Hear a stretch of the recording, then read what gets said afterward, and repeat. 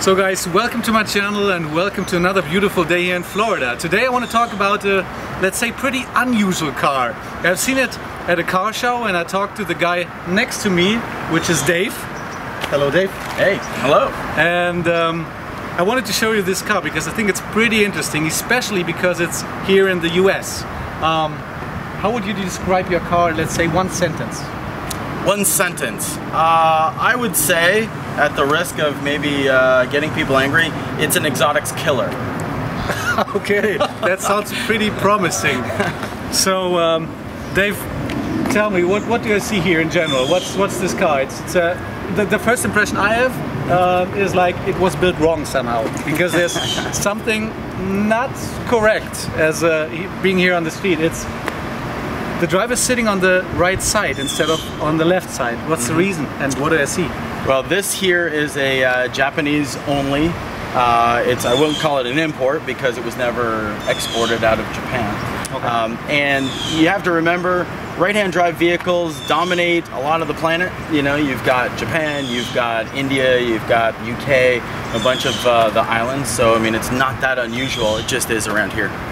That's true, but let's say not that unusual. It's like what, 35% of the countries drive on the wrong side, yeah, and the rest of the world drives on the percentage-wise, yeah, I think percentage-wise we probably we can't account for more than 1 or 2% maybe on a really good day. But I also include USPS mail delivery trucks, so, which are right-hand drive. Okay, so in general, what do I see? So I like to refer to this car as my old Nissan. This is a 1989 Nissan. You remember 1989? Yes. I was like, how old was I? I was 13. 13. I was 45. 60. Way back when. 16, yeah. I was 16, and that was a big year for me, let me tell you. You know, it was a big year for music and socializing and having fun. I also got my license, so I kind of fantasized about this car, you know, in the early 90s, probably not as far back then, but it was a very famous vehicle. And even though it's an old Nissan, the sum of its parts creates really a supercar killer with a few modifications. Back then it was very successful at really taking out some of the high dollar cars from Ferrari, Lamborghini, even BMW M3 of the time. So, as far as I know, this is a Nissan Skyline GTR, correct? Correct. So that's the very first GTR we talk about, because everyone knows the R35, I think. That's the current generation car, the supercar killer, which I had the chance to drive years ago, which I like, but I think it was like, there was missing some kind of emotions when I drove it. It was like technology, and I always said to my wife, I can put my mom inside the car and tell her, okay, everything is activated regarding the security stuff. Step on the gas, just trust me, and you go fast as hell. Yes. So that was the first one in general, the first generation of the Skyline GTR? It actually wasn't the first generation of the Skyline GTR. That was reserved for earlier models, but they were always 4-cylinder, rear-wheel drive configuration. This is when the car got really advanced, and for its day, it was light years ahead of anything else out there. As the story goes, the myth is that the driveline system, which is kind of a part-time, advanced, intelligent all-wheel drive, was actually reverse engineered from a Porsche 959. Okay. So there are a lot of elements to this car that made it so successful on the racetrack. It was something that you could drive on an everyday basis as well. But more importantly, it won 29 consecutive races in Japan Touring Car Series in the Group A. Okay. It was undefeated for 4 years, even when the car was penalized. So it really is the most winning GT car of all time. Okay. So the standard engine we talk about, I know your car is everything but not standard. We will talk about this in a minute. Yeah. But the standard configuration, what does that mean under the hood? What does the car have? Small displacement. It is only a 2.6 liter straight 6 motor. Straight 6. Okay. Straight 6, inline 6. It is one of those motors that, you know, really shouldn't be that fast, but it has super high revving capabilities. The stock revving is 8,000. This one has been up to 9,000 RPM. So it really sounds like two different vehicles racing at the same time, two 4-cylinders or something like that racing when you really open it up. that was part of the success of the car, was that, you know, straight six, high revving, inline engine, only 2.6 liters, but it had two GT25 turbos on it.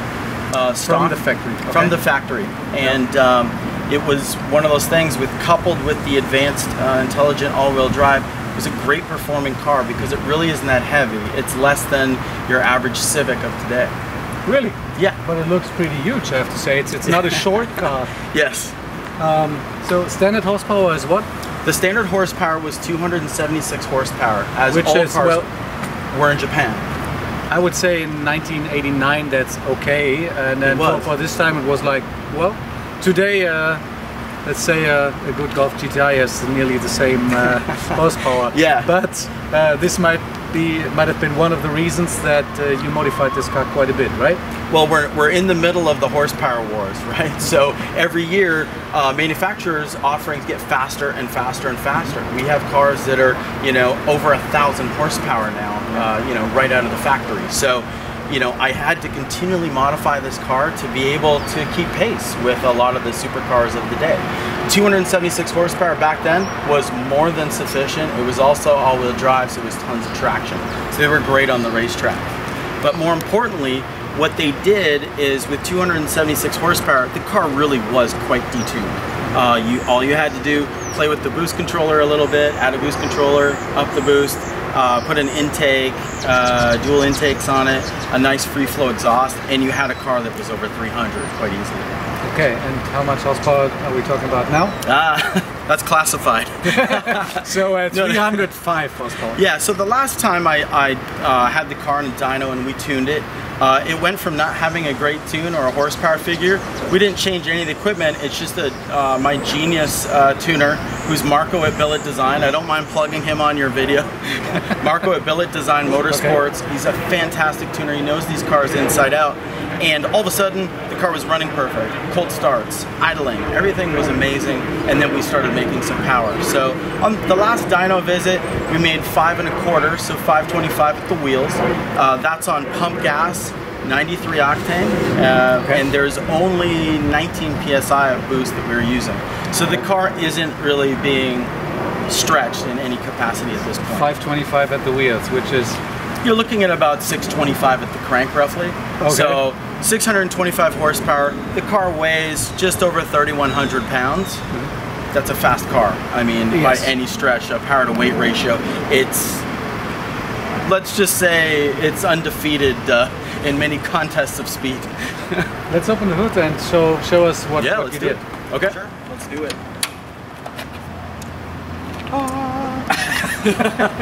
Okay, that looks not like the factory engine bay. And you better be impressed with my cleaning job, because I was up very late last night, but I still obsess over it. So I know there's still a lot of areas I'd like to get into with the toothbrush. It's funny, off camera you mentioned that, you know, only my mechanic opens the hood, but I do a lot of things myself as well. Okay. And in terms of reliability, extremely reliable, this car. It's probably one of the most reliable cars I've ever owned. And, you know, knock on wood, it's actually never let me down. So I've never been stranded in any way by this car. And a car with that kind of horsepower, they're usually pretty touchy. You know? That's true, that's true. You have it since 2004, you said? Yeah, I plunked the money down in 2004 and I took delivery in early 05. Okay, okay. And so, it's not standard. It's not standard. So let's start with the first modification with the easiest ones. Okay. And go to the biggest ones you did to the standard. Yeah, I mean, under the hood, you know, people are pretty impressed once I pop it. You know, there's a lot of shiny parts on here, but not a lot of it is dress up. I mean, everything is functional.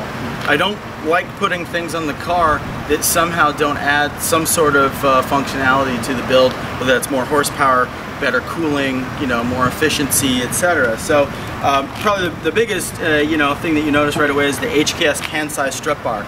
This strut bar alone, maybe $700 or more here in the United States. I was able to buy it in Japan for about half that, and I carried it with me on the plane. So I carried it on the plane with me because I wanted one so bad. Bought it at Tokyo Auto Salon while I was there. You know, plunked it down. I was carrying it on the train. in taxis and then on the plane on the way back. I cannot imagine the looks of several people thinking, people wanted to know what that was. Yeah, he's a strange Canadian, whatever he's taking with him. It was post 9/11, so that, you know, people weren't really sure what it was. But I tried to explain it, and then you just couldn't explain it. But you know, things like this, it sort of tightens up a you know, an older chassis. This is still an old car at the end of the day. It's going to be 30 years old in 1919 or 2019 rather. So in 2019. This car is going to be 30 years old in September. That's when the build date was. Another few simple things. I've got a smaller lightweight battery. I've tried ones that are smaller, not very reliable because this is still a street car. I have the oil filter relocation kit here. Great, you know, for getting at your oil filter, and it also dresses up the engine bay quite well. You know, the whole fuel system has been replaced by stainless braided lines because we have much bigger injectors. They're almost double the size of what they were factory. The factory injector was a 444 cc. These ones are 850s. So, you know, not the biggest, but they're almost double the size, and I can go bigger if I want. Sometimes you have the risk if you go with the biggest one, you might have problems with the engine failure, whatever. True. So be on the safe side. You don't want to damage the engine in the end. And that's, you know, that's really where I was. I wanted a nice, safe, reliable, kind of everyday build that I could play with. I can still drive 625 horsepower. Yeah, 625, maybe six. It probably has closer to 650 now. We've done a couple little things to it, but I gotta have to dyno that again to really make sure that, you know, we're not talking crazy numbers, because I don't like to do that. So, but I've changed everything. You know, from the cooling system, you got the coil rad up front, much better cooling, especially for Florida. I find that the air conditioning and the cooling doesn't work very well on a, you know, this little Japanese car that was only for Japan. They didn't test it out in climates like this. Yeah. You know, it doesn't get that hot there. It's too right. It's not getting that hot, and also it's like you have it hot for 3 weeks if it's hot like this. Yes. Not all year round like all year it is round. here. Yeah, Sweating so, all the time. So sometimes, you know, things like the, you know, the intercooler, the oil temps, a lot of the temps on this car, they actually get out quite up there, but I've replaced a lot of these things. I have an oil cooler. I have a huge front mount intercooler that you can see up front here, and then I also have the coil radiator, you know, to sort of really amplify those things. Bigger oil pump, bigger water pump, you know, both, the water pump is a Nismo unit.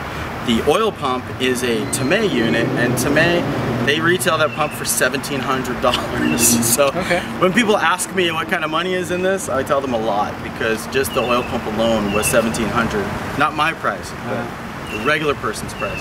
What happened to the superchargers? These ones are the original one? You mean turbos? Turbochargers. Superchargers are for Audis. Or Chevys. They're for Chevys. What happened to the turbochargers? I'm sorry. No superchargers here. You got to leave that part in. I don't see a supercharger, therefore I was just using the wrong word. Fair enough. So these turbos here on this side, I'll hop around to this side so I can sort of point at it. Originally came with a twin turbo setup. It was T25 small frame turbos. These are GT 2860s, so they're slightly larger, and they'll flow about 325 horsepower to 350 horsepower each. So the car can get anywhere between 650 upwards of 700 able to flow. Then we're talking crank horsepower. Obviously, I have to upgrade all the piping as well too, because when you really push this car, the piping, even though it was aftermarket, was still testing its limits, right? Once we started playing with the boost, a lot of these clamps were popping off, so I had to replace a lot of clamps and replace the entire intercool system. So you lost everything on I-95? Yeah. Luckily, I just lose air. Luckily, I just lose a little air. And we have the, the new ZR1, which is going to be a handful. Z06, not so much. This car can outrun this on the highway from a dig around the racetrack. Oh, it's not a problem. Current generation Z06? Yes, yeah, not a problem. And it only has marginally the same horsepower, but it's, they're fairly evenly matched. And if I get, turbo cars are always faster on a cold day, right? So if I get, a decent day where I'm not getting a lot of heat soak, yeah, I have outrun them before.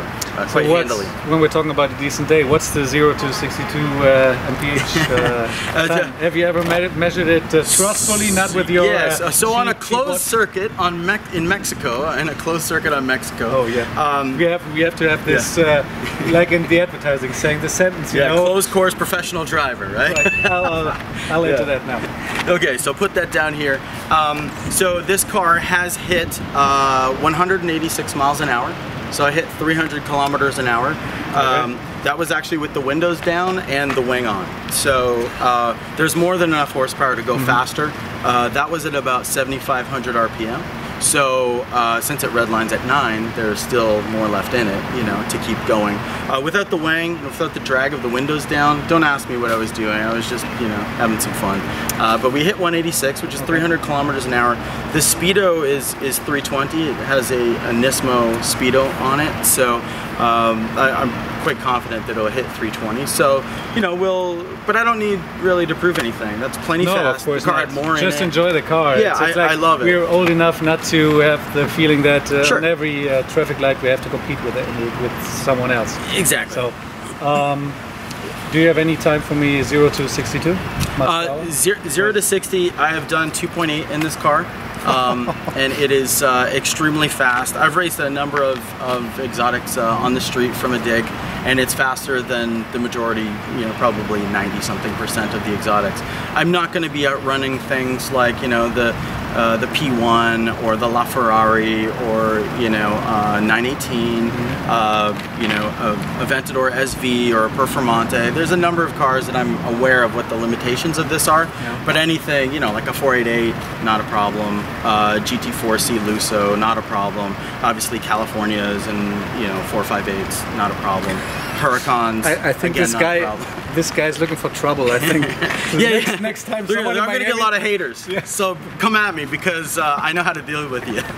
And next time someone sees your car at the traffic light in a 458 or 488, he's like, I know this guy from YouTube. Yep, no problem. Make sure you remember to put on launch control and do this with your fingers. Because I'll be shifting with a clutch and I'm still going to run that thing. So. Of course, it's not all about going fast. What about stopping? Oh, stopping. Basically, I wanted to get a more modern braking system. The car came with, you know, a 4-piston, you know, and 2-piston setup. You know, pretty small change with really small rotors. So I upgraded to the Rotora brakes. These are 6-piston with a 355 millimeter up front, and then I have a 4-piston with a 330 millimeter out back. I changed all the lines to stainless. We got a new master cylinder in there. And run like a, you know, good Motul RBF fluid in there. I did test it. They are not, they are slotted, but they are not drilled, right? These are slotted up front, drilled in the back. Believe it or not, on the track, the slotted or the drilled weren't really happy with that. They started warping between where the drills were ever so slightly. Hairline cracks. I mean, cross drilled. You know, they look better, they look cooler, but they're not as good.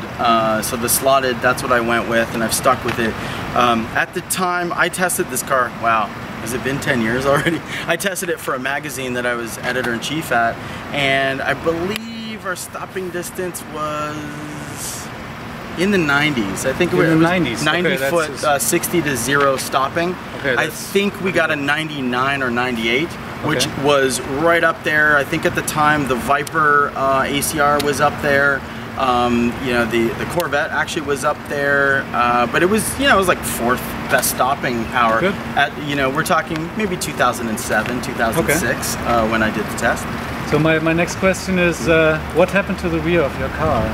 Actually, if I look at this, let's say everything looks more or less stock, I would say. But since when do you have this little spoiler on the back? So back here, you know, love it or hate it, this isn't a functional wing. Obviously provides a lot of downforce in the rear of the car. And this car really needs it. They're very light, and they can be a bit of a handful on the track. So my home track, back when I lived in Canada, was a track called Mosport. And Mosport, world famous for its long straight, the Andretti straight. So this car I believe I used to let off the throttle, I want to say at about 260 kilometers an hour along the back straight. It's just a little too much, you know. It's an older car. Anything can happen, you know. An old hose can burst, or something can let go, and something can break. And so at 260, I just decided, you know, there's a crest coming up, and this car could possibly take right off because it doesn't have enough aero considerations. It has, you know, double the horsepower of what it came with from the factory, right? So, you know, I really wanted to, add some items that would give it more downforce, and this was one of them. So this slowed down the top speed, obviously, because everything is active aero these days, you know, which works really well. You know, the Viper ACR, for example, is possibly the kind of a penultimate example of like what traditional downforce was like, non-active. But now that's over. On the racetrack, the ACR for sure is a million times better than the standard Viper. Sure. But well, when it comes to straight top speed, there was this difference because of all of the spoilers, the downforce. Yes, and I don't want to get too off topic because we're still talking Nissan GTR over here, but you know, I talked to the Viper. Me too. I'm a huge ACR fan. I don't like the standard one. The TA is okay, but I had talked to some of the SRT engineers, and I said, okay, well, when is the Nürburgring lap record going to happen? Because they had already kind of killed 13 lap records here in the United States, and they said it's not going to happen. And they said, our car has no active aero. There's no way that we can compete against some of these more traditional, you know, aerodynamics, you know, or sorry, the new contemporary stuff with our traditional aerodynamics.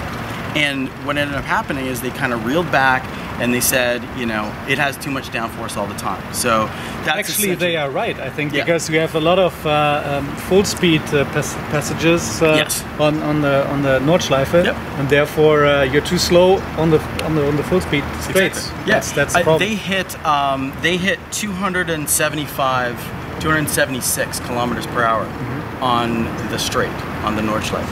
So that just says that there's way too much downforce, over 1,000 pounds at speed. The car can't go any faster. All these other cars were sailing past 300 like it was nothing. Right. So, and then deploy the active aerodynamics when they need it. So, I mean, I don't have that option. You know, there has been other, you know, companies like in the past, Japanese companies that had done some active aero for older cars for retrofits. But, you know, this is just, it is what it is. You know, and right now it's just because I'm driving it a fair bit and going to all kinds of events, it's basically just a gas waster at this point. You know. But hopefully you're still at the point where you enjoy it every time you step behind the wheel, right? Yes, yeah, 100%. I mean, I've owned the car for, it's just past 12 years now. So I've had some highs and some lows. It is actually for sale. I mean, I've had it up for sale for a few years, not because I don't like it or anything's wrong with it. I just like to, you know, maybe move on to something else. You know, it's, it's, you know, sometimes. But you're also not in the pressure, let's say, offering it for far too discounted price because you still love it too much for this. And, I understand that totally. It's a fun car. It is for sale. Everybody wants to buy it. I get offers to buy it on the street while I'm washing it in my driveway, while I'm at a show, etc. Everybody wants to buy it, but they're still curious about the valuation of these cars, and I'll talk a bit about that as well, where the valuation of the R32 Gtr, the high watermark, was $82,500. That's the highest price anybody's paid for one. But it had only 15,000 kilometers, and it was at auction here in the United States. Yours has? Mine has 85,000 kilometers. Which is still not bad for a car from 1989. Yeah, I bought it with 44,000 kilometers 12 years ago. So I haven't used it a ton. But the newer cars, the R33 goes for, you know, an okay amount, but the R34 is highly desirable, and one just sold for 317,000 USD at auction in Japan. And it was a V-Spec 2 Nürburgring edition, very low mileage, great car. So unfortunately, the highly modified ones like mine, even though it has history and provenance, it's been in shows and magazines, it's been on posters, you know, it has some degree of fame to it. They still don't want the modified cars. They're not worth as much. One more question I can come up with now. How many people have you hit because sitting on the wrong side? How long did it take for you to get used to it and not hitting, I don't know, is it a road sign or whatever? Well, I revealed to you today that I'm also a drummer, so I'm fairly ambidextrous, you know. I know what's going on with each hand and timing, and it's really not all that hard, guys. Everybody asks me, you know, how challenging is it? I was also traveling to Japan every year, sometimes a few times a year. So I was familiar with right-hand drive cars and driving on the other side as well. But for me, I picked it up instantly, maybe a week, you know, with a slight bit of awkwardness. And how do you order at the McDonald's drive-thru? Ask the pretty lady beside me to pay for it and order. Otherwise, you have to be hungry, right? Yeah, exactly. You gotta reach. You gotta want it. You know. You know what the trick is? Here's the trick. I'll give it to you. Selfie stick. Selfie stick. What you use it for. Yeah, Perfect. you can put your credit card in there. You can hand it to people. Also, at parking garage I was at my work, I would just put the parking pass, the swipe, in the selfie stick and just tap it. But I mean, as you know, I'm an automotive journalist, yes, so I'm rarely driving my own cars, you know, so I'm always driving some sort of left-hand drive cars for our roads and German roads, etc. But here it's just, you know, it's a mild degree of sort of inconvenience. You know, get out and go order in the store, you know. How many times have you been pulled over by a cop standing on the wrong side of your car? Interesting. So when I first got the car, I was living in Canada and I was pulled over all the time. All the time. You know, improper exhaust, improper tires, improper bodywork. You know, they wanted to give me a ticket for everything. And they're what we call the nuisance tickets, right? But usually I never ran a front plate because it covers the intercooler. So I would just pay my $105 fine, and I would just tell them, you know, yeah, it's a cost of doing business. You know, here you go. I don't care. I get 2-3 of these a year. It's not a big deal. But one officer did make a point of pulling me over because he said he didn't see a driver, so he got confused. And then when I explained to him, I said, "Well, it's a right-hand drive vehicle. It's legal. Where are we at?" You know, have a nice night. See you later. And he was still asking for license and registration. Of course. Here in Florida, no one cares, right? So how easy or how difficult was it to get it street legal, actually? Because that's an unusual sight. Good question. So when I imported it in Canada, it's a 15-year importation rule. You can import anything. Okay, it's for owners of classic cars. Okay, it's 25 in the US as far as I know. I think 25 is the barrier. Yeah. And 15, just 15 actually, which is good in Canada. Okay. Yes, yeah. So as soon as it became legal, I plunked down my money and I said, I need one of these right away. You know, so I didn't hesitate. In 2014, here in the United States, in September, this car became legal by build date. So it's an 89. 2014 was 25 years. It was manufactured in September. This car here is actually number 1261 that came off the line. So it's a very early car. You know, they started producing them in August, and by September, my car was made. Okay, perfect. So I think that was the info everyone needed. I was curious to tell the story because this car is pretty unusual, as I already mentioned. And I think the last thing I want to ask him is to rev the engine, because this car sounds pretty insane. And I heard that it even spits flames. If I'm able to get a video from him seeing the car spitting flames, I will include it. Yeah, we can try. And if you have one, otherwise we have to film it now. Thanks so much for watching, and see you again in a few days. If you like this video, give it a thumbs up. Make sure to follow my channel, and well, take care, guys. Bye bye.